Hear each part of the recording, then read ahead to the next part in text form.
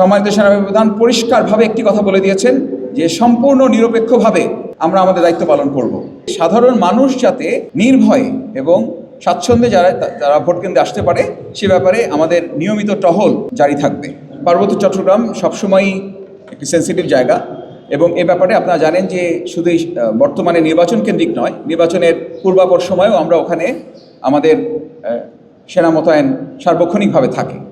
যেই আশঙ্কার কথা আপনি বলেছেন আমরা এইগুলো আমাদের অ্যাসেসমেন্টের মধ্যে নিয়েছি। এ ব্যাপারে পর্যাপ্ত পরিমাণ পর্যালোচনা করা হয়েছে এবং এর সাথে সংশ্লিষ্ট যে সংস্থারা যারা কাজ করছে এবং আমাদের সেনাবাহিনী যারা ওখানে মোতায়েন করা আছে তাদেরকে এ ব্যাপারে সুনির্দিষ্ট নির্দেশনা প্রদান করা আছে সকল ধরনের থ্রেট অ্যাসেসমেন্ট করে। দ্বিতীয় যে প্রশ্নটি আপনি করেছেন সেটা হচ্ছে যে ভোট কেন্দ্রের ভিতরে বা আশেপাশে হয়তো আইনশৃঙ্খলা রক্ষাকারী বাহিনী থাকে, বাট সাধারণ মানুষ যারা ভোট কেন্দ্রে আসতে চায় তাদের এ ব্যাপারেও এবার আমরা আপনাদের আশ্বস্ত করতে চাই যে সাধারণ মানুষ যাতে নির্ভয়ে এবং স্বাচ্ছন্দ্যে যারা ভোট কেন্দ্রে আসতে পারে সে ব্যাপারে আমাদের নিয়মিত টহল জারি থাকবে। এবং এ কারণেই আমরা এবার উপজেলা ভিত্তিক ক্ষেত্র বিশেষে কেন্দ্র ভিত্তিক আমাদের ক্যাম্প স্থাপন করেছি, যাতে বিপুল সংখ্যক পেট্রোল একসঙ্গে যেন অনেক টহল বাইরে থাকতে পারে, যাতে সাধারণ মানুষের মনে আস্থার জায়গাটা হয় এবং নির্বিঘ্নে তারা যাতে নির্ভয়ে ভোট কেন্দ্রে আসতে পারে। তৃতীয় যে প্রশ্নটি আপনি করেছিলেন যে নির্বাচন পরবর্তী সহিংসতা, আমার মনে হয় এখানে আরেকজন এই প্রশ্নটা করেছিলেন নির্বাচন পরবর্তী সহিংসতা। আমি তখনও বলেছি যে নিশ্চয়ই আমরা এটার জন্য সর্বাত্মক আমাদের প্রস্তুতি রয়েছে এবং আমরা we are train for that. Vote কেন্দ্রে সহিংসতা এবং পোস্ট ইলেকশন যদি কোনো হয় এবং আমাদের নিরপেক্ষতা যদি প্রশ্নবিদ্ধ হয়, আমি প্রথমেই বলতে চাই বাংলাদেশ সেনাবাহিনী একটি সুশৃঙ্খল বাহিনী এবং দেশমাতৃকার সেবায় নিয়োজিত একটি বাহিনী। আমাদের এখানে আমরা যারাই সেনা মোতায়েন করা হয়েছে, সম্মানিত সেনাবাহিনী প্রধান পরিষ্কারভাবে একটি কথা বলে দিয়েছেন যে সম্পূর্ণ নিরপেক্ষভাবে আমরা আমাদের দায়িত্ব পালন করব।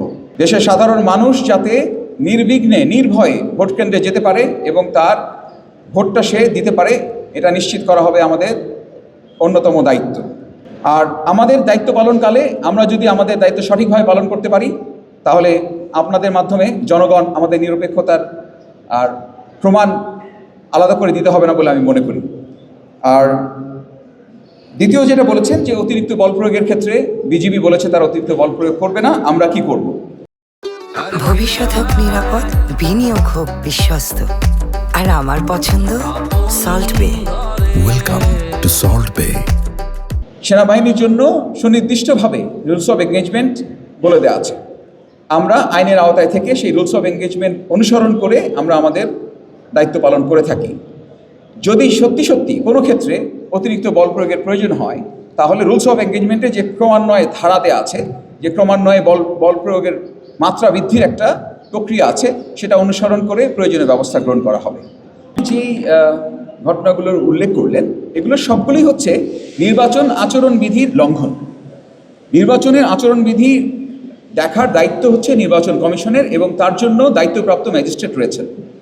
সো এই নির্বাচন আচরণবিধি লঙ্ঘনের এই দায়িত্ব পালন করতে গিয়ে আপনারা গত কয়েকদিন হয়তো আপনারা সংবাদ মাধ্যমে এবং আপনাদের মাধ্যমে বিভিন্ন মিডিয়াতেও এসেছে যে আপনারা দেখেছেন যে যেখানেই নির্বাচন কমিশন এবং এই ম্যাজিস্ট্রেটরা আমাদের সহায়তা চেয়েছেন আমরা তাদের সাথে গিয়েছি এবং কিছু ক্ষেত্র বিশেষে জরিমানা করা হয়েছে, ক্ষেত্র বিশেষে আটক করা হয়েছে।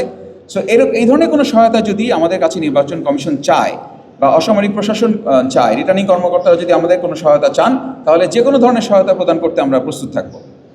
এই ধরনের গোয়েন্দা তথ্য আমার মনে হয় যে গোয়েন্দা সংস্থাগুলোর কাছে যদি জানতে চাওয়া হয় তাহলে তারাই সঠিক তথ্য আপনাদেরকে দিতে পারবে।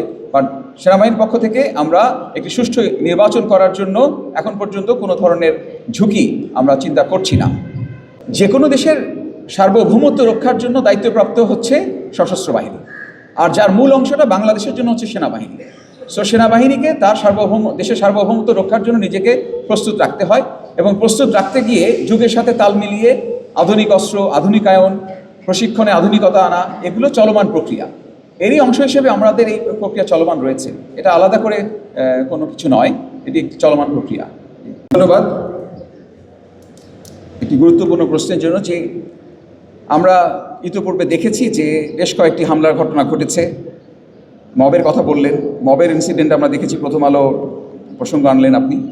আমি কিন্তু আমার বক্তব্যের মধ্যে একটা জিনিস ক্লিয়ার করে বলেছি যে সম্মানিত সেনাবাহিনী প্রধান যে দুটি মুখ্য উদ্দেশ্য নিয়ে সকল স্টেক হোল্ডারদের সাথে মত বিনিময় করেছেন। তার একটি গুরুত্বপূর্ণ উদ্দেশ্য হচ্ছে জনগণের মনে এই আস্থাটা দেয়া, একটি স্পষ্ট বার্তা দেয়া যে বাংলাদেশ সরকার, নির্বাচন কমিশন, অসামরিক প্রশাসন এবং সকল আইনশৃঙ্খলা রক্ষাকারী বাহিনীর পাশাপাশি সশস্ত্র বাহিনী একটি অবাধ এবং সুষ্ঠু নির্বাচনের জন্য যা যা করণীয় তা করতে বদ্ধপরিকর।